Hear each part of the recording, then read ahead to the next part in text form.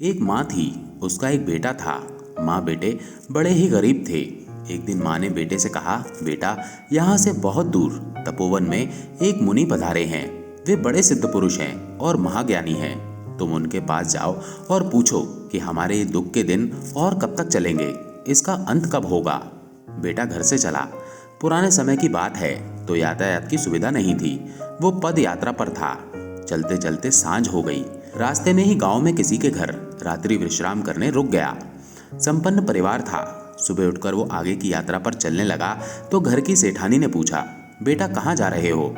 उसने अपनी यात्रा का कारण सेठानी को बताया तो सेठानी ने कहा, बेटा एक बात मुनिराज से मेरी भी पूछ आना कि मेरी ये इकलौती बेटी है, वो बोलती नहीं है, गूंगी है, वो कब तक बोलेगी तथा इसका विवाह किससे होगा। उसने कहा, ठीक है, और वो आगे बढ़ गया। रास्ते में उसने एक और पड़ाव डाला। अब की बार उसने एक संत की कुटिया में पड़ाव डाला था। विश्राम के पश्चात जब वो चलने लगा तो संत ने भी उससे पूछा, कहाँ जा रहे हो। उसने संत श्री को भी अपनी यात्रा का कारण बताया। संत ने कहा, बेटा मेरी भी एक समस्या है, उसे भी पूछ लेना। मेरी समस्या ये है कि मुझे साधना करते हुए 50 साल हो गए, मगर मुझे अभी तक संतत्व का स्वाद नहीं आया। मुझे कब तक संतत्व का स्वाद आएगा, मेरा कल्याण कब होगा, बस इतना सा पूछ लेना। युवक ने कहा, ठीक है, और संत को प्रणाम करके आगे चल पड़ा। युवक ने एक पड़ाव और डाला। अब की बार का पड़ाव एक किसान के खेत पर था। रात में चर्चा के दौरान किसान ने उससे कहा, मेरे खेत के बीच में एक विशाल वृक्ष है। मैं बहुत परिश्रम और मेहनत करता हूँ, लेकिन उस बड़े वृक्ष के आसपास दूसरे वृक्ष पनपते नहीं है। पता नहीं क्या कारण है। किसान ने युवक से कहा, मेरी भी इस समस्या का समाधान कर लेना। युवक ने स्वीकृति में सर हिला दिया और सुबह आगे बढ़ गया। अगले दिन वो मुनिराज के चरणों में पहुंच गया। मुनिराज के दर्शन किए। दर्शन कर उसने अपने जीवन को धन्य माना। मुनिराज से प्रार्थना की कि प्रभु, मेरी कुछ समस्याएं हैं जिनका मैं समाधान चाहता हूँ। आप आज्ञा दें तो श्री चरणों में निवेदन करूं। मुनि ने कहा, ठीक है, मगर एक बात का विशेष ख्याल रखना कि 3 प्रश्न से ज्यादा मत पूछना। मैं तुम्हारे किन्हीं भी 3 प्रश्नों का ही समाधान दूंगा, इससे ज्यादा का नहीं।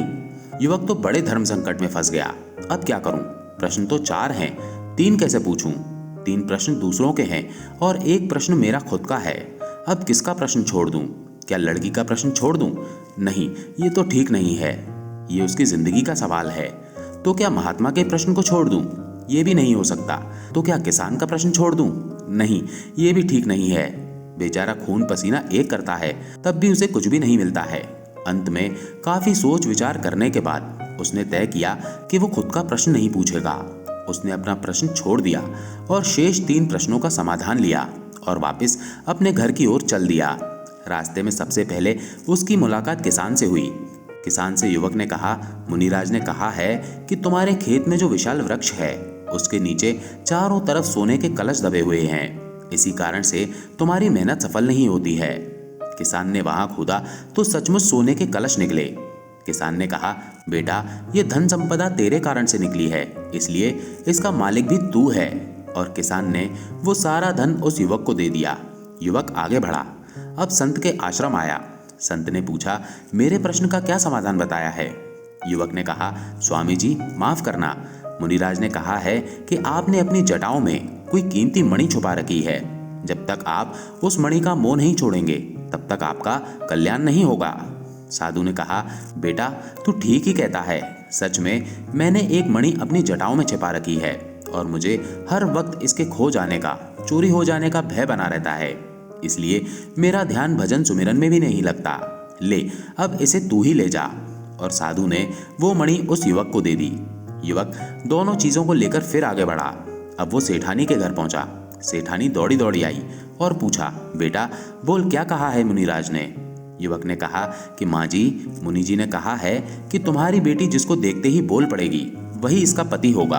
अभी सेठानी और युवक की बात चल ही रही थी कि वो लड़की अंदर से बाहर आई और उस युवक को देखते ही एकदम से बोल पड़ी।